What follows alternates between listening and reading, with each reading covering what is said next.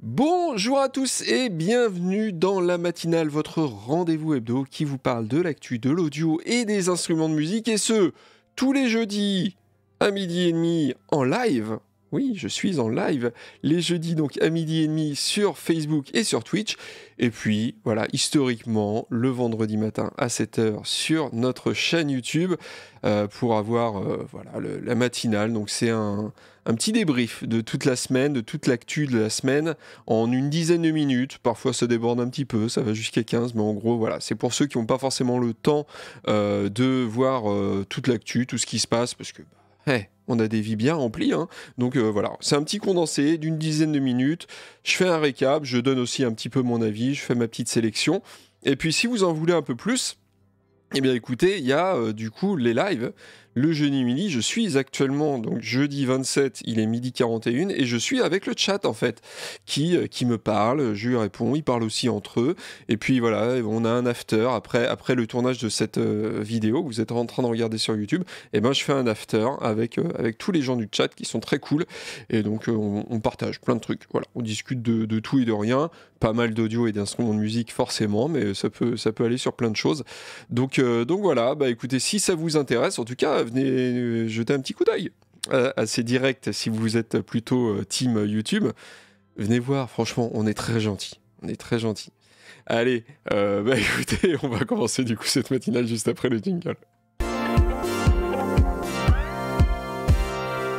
Et donc, avant de commencer, comme d'habitude, on va parler de notre sponsor, qui n'est autre que le magasin Thomann, qu'on remercie donc chaleureusement de nous soutenir, de soutenir la chaîne, de soutenir le site, de me soutenir moi, de soutenir la matinale. Ils soutiennent plein de monde, franchement c'est génial. Donc merci évidemment au magasin Thomann d'être présent avec nous. Et puis bah écoutez, ce que je vous propose, c'est qu'on commence tout de suite par la première news. Et donc, on commence cette matinale du côté de la Suède. Et oui, avec l'équipe de Toontrack qui ont présenté une nouvelle banque de sons pour leur batterie virtuelle phare, la Superior Drummer. Voilà, ils ont la Easy Drummer qui est une version moins chère, mais la Superior, c'est vraiment le bateau, le gros bateau de l'équipe de Toontrack. Et donc, cette nouvelle extension, elle a le nom d'une ville et d'un syndrome aussi, hein, mais là, c'est plutôt la ville dont il est question. C'est Stockholm, comme vous voyez ici, la capitale suédoise. Et donc j'ai eu un petit peu peur au début, hein, en découvrant cette news, car Toontrack, ils aiment bien le métal, hein, on sent que c'est des gros chevelus derrière, ils font beaucoup de banques donc orientées métal, et en même temps ils sont suédois, donc leur première banque s'appelait Drum Kit from Hell, donc le kit de batterie de l'enfer, donc bon voilà, je me suis dit oh là là, la banque elle s'appelle Stockholm, ok, on va encore devoir se peindre le visage en blanc et emporter son ampli de guitare dans la forêt pour aller headbanger à côté d'une tombe abandonnée. Mais en fait, non, pas du tout. Pas du tout, vous le voyez là. On est plutôt du côté de la pop. Car oui, la Suède, c'est aussi la pop, c'est pas que le métal, avec peut-être l'un des plus grands groupes de pop du monde, qui n'est autre que ABBA. Bah ouais, ABBA, ils étaient suédois évidemment. Donc bon, je pense qu'en termes de disques vendus, ABBA, il se pose là, hein, quand même, on peut le dire. Donc oui, la Suède, c'est aussi le pays de la pop music. Et donc, c'est une banque qui a été enregistrée au studio RMV. Alors, je préfère dire RMV, parce que le nom complet, vous l'avez vu affiché là dans la vidéo, c'est assez dur à dire, excusez-moi, mais je vais quand même tenter. C'est le Riksmixning Verket. Voilà, Free de Bideu. Bon, j'ai essayé, hein, je pense que ça se prononce pas du tout comme ça. J'ai cherché sur internet, mais j'ai pas trouvé une voix qui le prononce. Donc voilà, on va dire que c'est ça. Et donc c'est un ancien hangar naval de 150 ans. Voilà, donc c'est un lieu avec de l'histoire. Il est situé forcément à côté de la rivière, hein, c'est mieux pour faire entrer des bateaux. Et donc avec un plafond plutôt rustique qui diffuse bien le son et des surfaces réfléchissantes pour faire sonner au mieux donc les instruments acoustiques. Et là ça tombe bien parce que des instruments acoustiques, on en a enregistré. Il y a 5 kits qui ont été enregistrés, 5 kits de batterie, donc 12 caisses claires, 9 grosses caisses et 3 sets de cymbales avec des marques comme Gretsch, comme Tama, comme Ludwig, comme Sonor, comme Yamaha et Paste notamment pour les cymbales. Alors derrière les fûts, on a une femme, Joséphine Forsman, et ça fait du bien, car ça change un petit peu, hein, et derrière la console, on a aussi 2 femmes, et ça fait aussi du bien, on a Lynn Fijal et Vilma Colling. Donc voilà, c'est vraiment une histoire de femme, cette banque de sons, de batterie, et vraiment c'est cool. Et donc comme d'habitude, eh ben, on a des presets, on a des grooves MIDI, des breaks, etc. Et donc pour situer un petit peu artistiquement, le studio, il a enregistré des groupes comme The Hives et Ghost, donc des groupes plutôt rock quand même, hein. The Hives, ça peut être rock assez énervé, mais on a aussi des artistes plus pop comme Coldplay, Suède, les bien nommés Suède, hein, mais je crois qu'ils sont pas suédois d'ailleurs, Suède. En tout cas, ils ont enregistré en Suède, avec un nom comme ça, il fallait bien quand même. ABBA, bien évidemment, mais aussi Cat Stevens. Donc voilà, pas que de la merde hein, quand même. Donc des grands noms qui ont enregistré dans son studio. Alors comme d'habitude, bah écoutez, c'est vendu 179 € parce que c'est pour, je répète, Superior Drummer, hein, pas pour Easy Drummer. Donc allez écouter les exemples audio, il y en a toujours plein sur le site de Toontrack pour vous faire une idée plus précise. Et j'espère, moi, personnellement, voir débarquer une banque Easy Drummer issue de cette session d'enregistrement. C'est souvent ce qu'ils font, hein. Ils font une grosse session d'enregistrement, ils sortent la banque Superior et puis après, un peu plus tard, ils sortent des banques Easy Drummer, moins chères, moins complètes aussi, mais voilà. Ça sonne comment comme ça?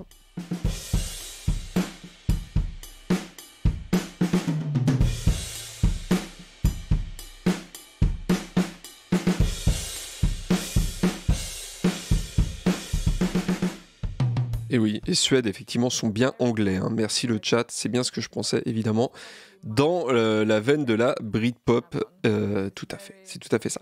Donc voilà, pour cette première news très sympa. Je sais pas si personnellement je vais craquer, parce que moi j'aime bien les banques Easy Drummer. Il y a un côté, bon, moins cher, hein, il faut l'avouer, mais aussi un petit peu, voilà, qui sonne tout de suite et tout.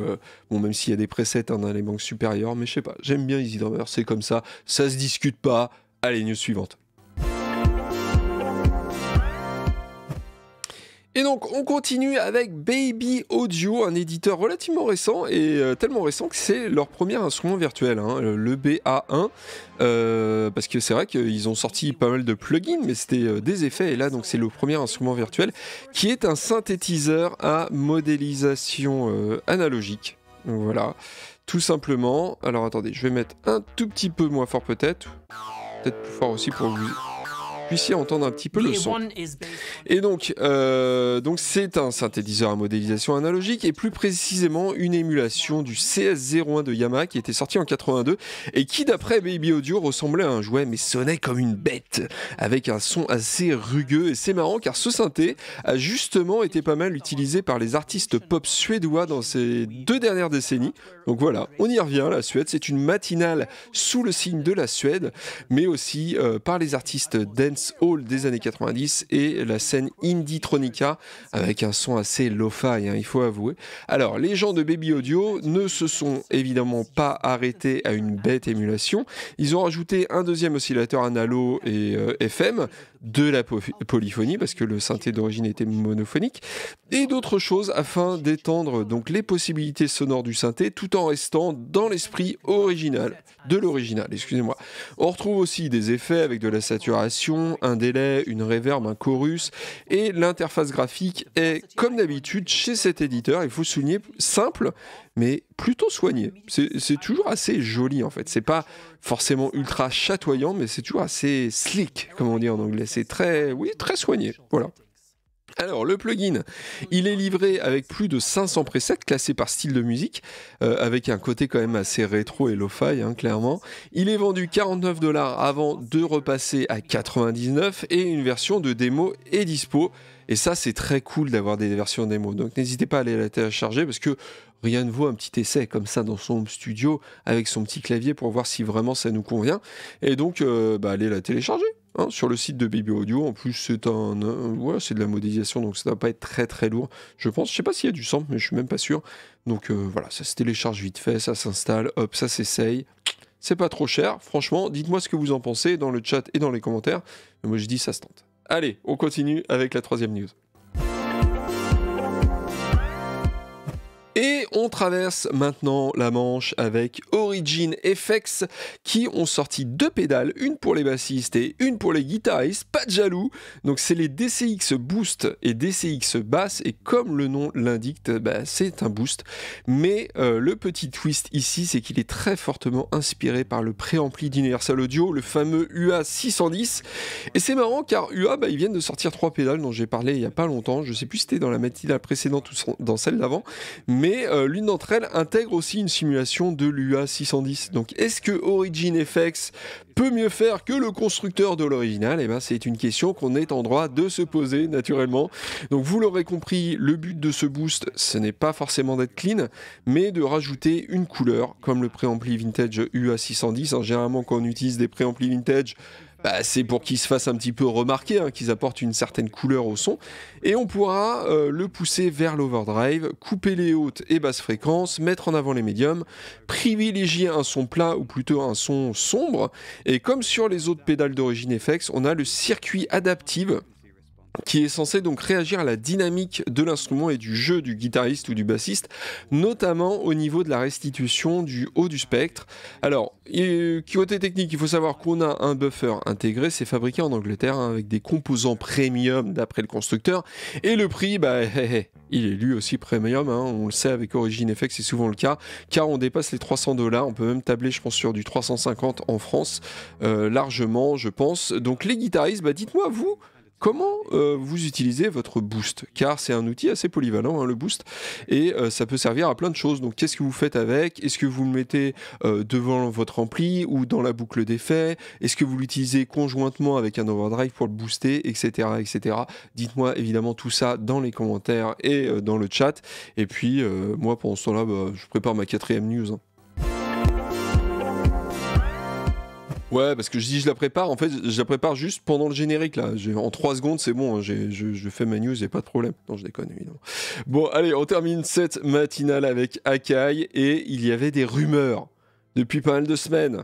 Je sais, pendant le NAMM, on m'a dit oh là là, Akai, ils vont sortir une nouvelle MPC, et donc ça enflait, et on peut dire que le soufflet, il est un petit peu retombé quand on a appris la nouvelle, car il s'agit finalement d'une spéciale édition de la bien connue MPC X que vous voyez ici. Alors rassurez-vous quand même, c'est pas juste une mise à jour cosmétique, parce que c'est vrai que chez certains constructeurs, on peut le voir ça.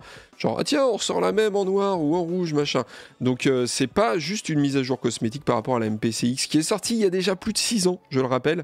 Et donc, les performances sont a priori revues à la hausse, notamment pour l'utilisation en mode standalone, donc c'est-à-dire sans ordinateur. Le stockage interne, il passe de 15 à 48 Go. On a désormais 4 Go de RAM, donc c'est important, la RAM quand même, pour charger tous ces sons. Un processeur à 4 cœurs aussi, donc a priori c'est beaucoup plus fluide, ça va charger beaucoup plus vite les sons, les banques. Et on a aussi une banque d'instruments virtuels qui est plus fournie avec 20 références et pas moins de 100 plugins d'effets. Alors, on a du mieux aussi au niveau de la connectique, avec 2 entrées combo XLR jack, 4 jack 635, 2 entrées RCA, 8 sorties en jack 635, 2 entrées MIDI DIN et 4 sorties en MIDI DIN aussi, et 8 entrées CV Gate en mini jack, voilà, comme d'habitude. Pour le reste, ça change pas, même si perso j'aime bien moi le look un petit peu inspiré des MPC vintage comme ça, avec le côté un peu gris blanchâtre comme ça, qui est vraiment très sympa.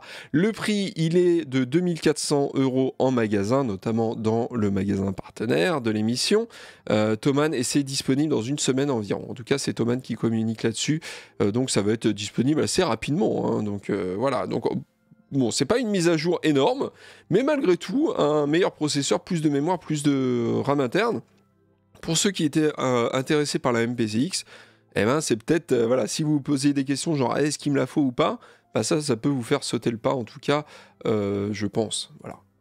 Donc, écoutez, c'était cette dernière news de la matinale, la 107e quand même, voilà.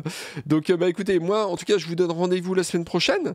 Du coup, passez évidemment un excellent week-end, profitez-en pour faire plein de musique, et en plus je crois que oui, lundi c'est le 1er mai, il me semble, donc c'est un week-end à rallonge, donc profitez-en pour faire encore plus de musique. Moi je vous donne rendez-vous la semaine prochaine pour un live sponsor, encore une fois sur les pédales Walrus, si tout va bien, voilà, je le fais mercredi sur les pédales Walrus, qui sont la série fondamentale. Donc c'est des pédales de guitare vraiment pas chères. Pourtant, Walrus c'est une marque assez premium, hein, donc là c'est la première fois qu'ils font des pédales pas chères, donc c'est assez intéressant. Vous allez voir, j'ai toute la gamme. Donc on va pouvoir faire joujou avec ça. Et puis évidemment, hein, les rendez-vous habituels, c'est-à-dire la matinale, les 2 minutes, etc. etc. Écoutez, moi je vous donne rendez-vous du coup la semaine prochaine. Passez un très bon week-end, faites de la musique, ciao.